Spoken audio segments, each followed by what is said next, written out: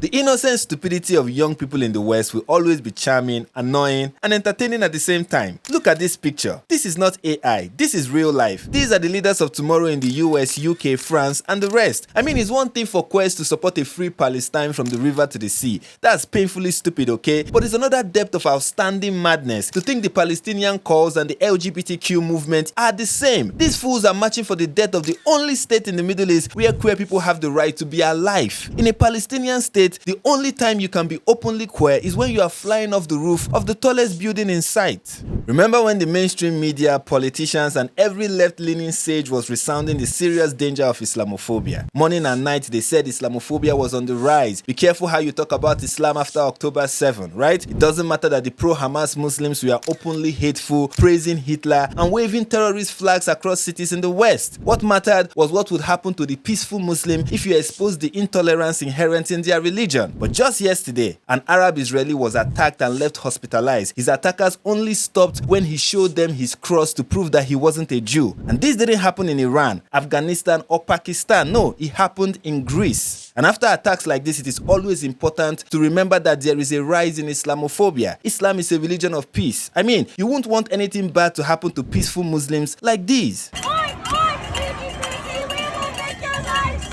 Everyone knows that CNN is without a doubt the liberal bastion of pristine, unbiased journalistic excellence, the type that reminds you of great journalists like Mussolini. Yes, newsflash, Mussolini started as a CNN-style journalist. I mean, two can play this game. Nothing screams unbiased reporting like comparing your enemies to fascist lunatics. Marine Le Pen is a far-right racist. Giorgia Meloni is the descendant of Italy's famous fascist, and Trump is Hitler, obviously. Meanwhile, here is the same liberal progressive CNN discussing Kamala Harris's possible pick for vice president. Pennsylvania's Governor Josh Shapiro is being discussed as one of Harris's potential running mates. In your view, what are the pros and cons for putting him on the ticket? Well, he's certainly under consideration. He's Jewish. There could be some risks in putting him on the ticket. He's Jewish. There could be some risks in putting him on the ticket. You won't believe this, but that conversation wasn't taking place in Germany in 1933. This is CNN in the USA in 2024.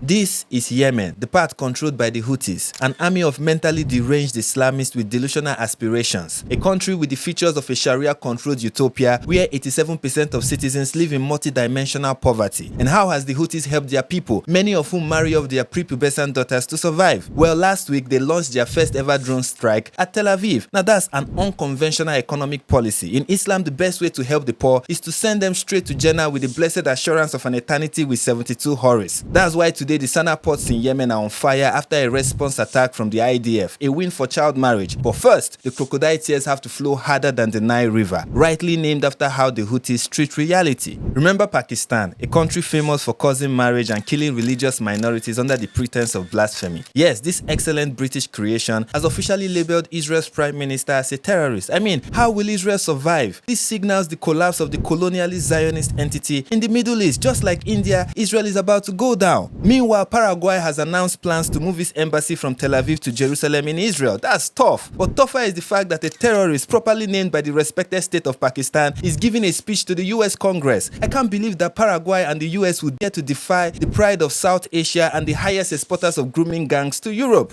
While some Muslims support Hamas, Hezbollah, and the Houthis in words only, others put their money where their mouth is. And last week we got an explanation of where the parts for some of the drones used by Hezbollah are coming from. And they are not coming from Iran, Qatar, or Turkey. No, they are coming from Germany and Spain. They conducted a joint investigation revealing that 4 Lebanese natives were running companies in Europe that purchase items used to make drones and traffic them to Lebanon for Hezbollah. This has caused the death of hundreds, including Hezbollah fighters killed by response drone strikes from the IDF. These slaves of Allah may have failed, but mashallah, they have helped over 300 Shaheeds achieve their dream of paradise. The United States of America, land of the free and home of the brave. Today it is also home for the pathetic and painfully stupid. While Israel's prime minister was giving a speech to Congress, a bunch of misguided fools from dysfunctional homes were outside setting fire to the US flag. And before the flames engulfed the flag, you can hear the peaceful screams of Allahu Akbar. This is America, land of mindless jihadis and communists led by the Walking Dead and the hyena character from The Lion King, who obviously merited her position by banging her way to the top. This is America, the democracy that some claim to protect. That's the definition of progress, diversity, equity, and inclusion. I mean, the sky, coupled with 72 hurries, is the limit. The protest outside Congress, why Bibi Netanyahu and Noah Agamani were present, was a glorious display of mental retardation. The Liberty Bell and Christopher Columbus statue were transformed into the wall of an abandoned bathroom in Dearborn, Michigan, the product of failed parents, just like the ones who raised Ella Emhoff. So it comes as no surprise that she's running for president. And there were the Hamas cosplayers who won't survive 5 seconds in Khan Yunis, and in her very narrow mind, she's making a bold statement. She's fighting Zionists while dressed as a rapist on October 7, and she's waving the gorgeous flag of freedom. Obviously, the freedom to have 4 wives, some as young as 6, who can be sexually penetrated at 9, the holy utopia of pedophilia. See, this is why it is important to train up a child in the way he should go, lest he becomes the perfect image of a useful idiot. Lately, the support for Islamic terrorists in the West has become increasingly brilliant and peaceful at record-breaking rates. They peacefully harass Jews, burn flags,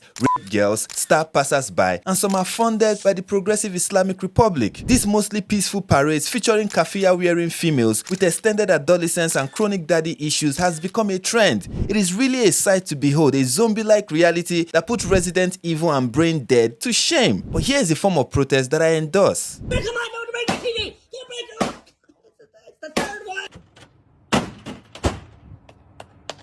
Yes, this will show them, and that's the height of mental stability. You know, smashing TV sets to show support for monsters whose wet dream involves slaughtering women like you. The recent protest on Capitol Hill for a free, liberal, and progressive Palestine, led by the People's Democratic Party of Hamas, was glorious. Monuments were defaced, US flags were destroyed and replaced with the flag of Palestine, and the spoiled brats of America had a blast. And let's not forget the politicians who participated in this funfair, like Rashida Tlaib, a brave fighter for the Islamic Republic of Iran. But the winner of this round of America's Got Jihadis goes to this guy holding the flag of terrorists on one hand, while the other hand held a sign that says Allah is gathering all the Zionists for the final solution. What a powerful message of love. And that's clearly not anti-Semitism. He said Zionists, not Jews, right? And the final solution is clearly an intifada of unfathomable peace. And we're proud of that.